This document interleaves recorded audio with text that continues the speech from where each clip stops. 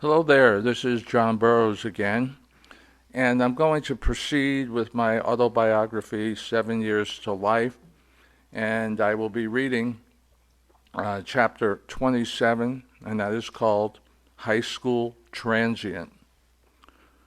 I went to three different high schools in a 4.5 year period.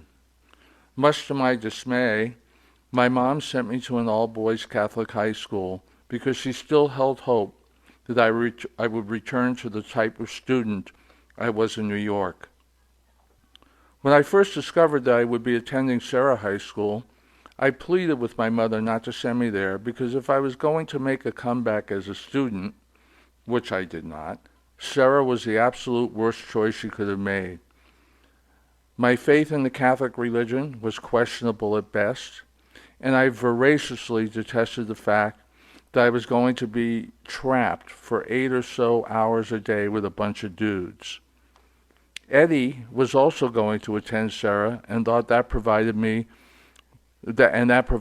someone to commiserate with. It made my life exponentially more difficult when it came to being girls.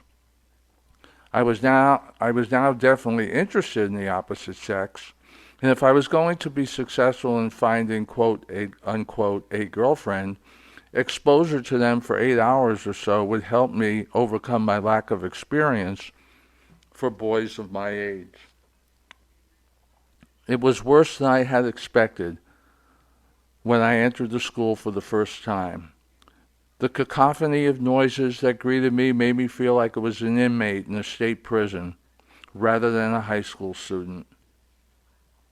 I was fucking devastated.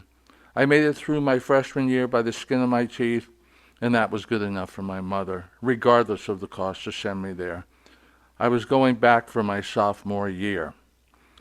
I entered my sophomore year full well knowing that it was going to be unbearable, and at the time I knew that personally failing all my classes intentionally was something I was not yet ready to do. At the same time, I knew that making it through another year would only result in a third year. I was in a real quandary until I realized that my formidable talents as a wise ass and troublemaker could be the potential solution that was eluding me. I became a disruption, usually when the opportunity would frustrate the teacher the most. Of all my teachers, except two, were Jesuit priests, and I have a great deal of respect for them because no matter how hard I tried, I could not get them to lose their temper. Their patience drove me crazy and made me guilty, but I had not yet begun to fight. I then decided to go to work on my two lay instructors. The first instructor, Mr. Medrano, taught Spanish, what a surprise, in addition to being the wrestling coach. He was humorless and more macho than anyone I had ever met at the time. Needless to say that when I started to blurt out the two insulting obscenities that I learned how to say in Spanish, he became livid at my disrespect and that I was positive that he was going to physically march me down to the dean's office and request that I no longer be allowed in this class. Instead, he brought his face as close to mine as possible and said for me to meet him on the football field at 3:15 p.m. after school was done for the day. After school, I headed down to the football field and saw Mr. Medrano standing in the middle of a field with a fly swatter in a baggie. When I reached him, he handed me the swatter and the baggie and told me I would be allowed to go home after I had brought him 100 dead flies in the baggie. I decided I did not want to find out what would happen if I pushed him over the edge. Quite frankly, if I kept testing him, I think I would have been made to match my wrestling skills with that of the biggest, baddest wrestler. I did not want to find out what that experience would be like. So I was now down to my final hope, Mr. Jones, my English teacher. He was straight off the boat from England, and he happened to be a very emotional person that was easily frustrated with any clowning around. He would have to be my path to freedom, but I had to make sure that I jumped on the right opportunity. I walked into English class the next day and said to a friend of mine loud enough for everyone to hear, "How in the hell are we supposed to learn English when it's impossible to understand Jones and his ghetto English accent?" He immediately told me to take my seat and my time would be better put to use by concentrating on obtaining a respectable grade. To which I replied, "I'm sorry, I cannot understand what you just said to me." His demeanor changed noticeably, and I could see that he was angry, but he relented in continuing the conversation because people were still entering the classroom and the final bell had not yet rung. He probably thought that once the bell rang, the students would settle down and he could decide what to do about my attitude at the end of the class. I never made it to the end of that class. We were about 15 minutes into the subject matter for the day when the classroom phone started ringing. It was rare that this would happen while class was in session, unless it was a matter of some urgency or important information. Listening to the replies that Mr. Jones was making to the caller on the other end, I surmised that whatever had happened affected Mr. Jones deeply. My assumption was correct. When he turned around and faced the class, you could see tears welling up in his eyes as he went on to say, "Class, I have some very sad news to tell you.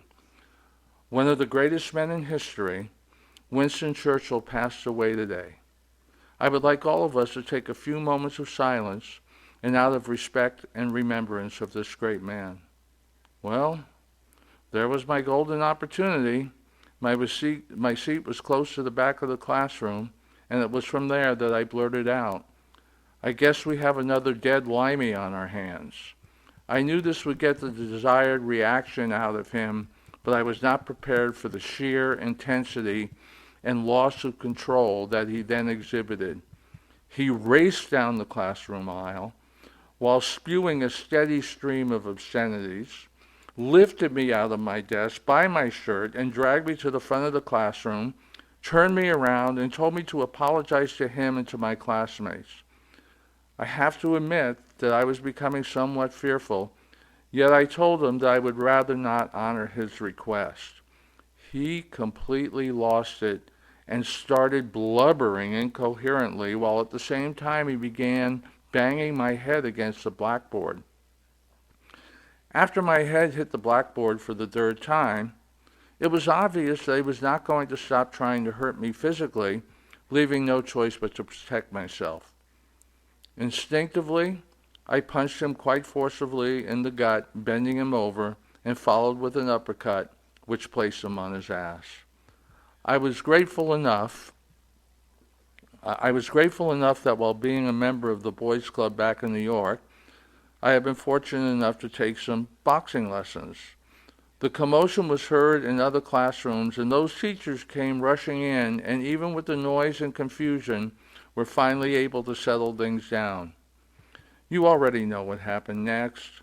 I was expelled from school halfway through my sophomore year and was on my way to attending Hillsdale High School. Frank S. from my band would be there along with my San Mateo Village friends, and at last, but not least, it was co-ed. We eventually moved to another high school district where I would spend my last year or so at Aragon High School. I was really proud of myself then, but writing about some of these incidences as an adult has certainly elevated my respect for others, especially my mom, because I realized so vividly what an asshole I could be in those days, and that the patience it took from my authority figures cannot be quantified. It also could have been handled very differently, but in the process, I would not have received the benefits that only experience can teach.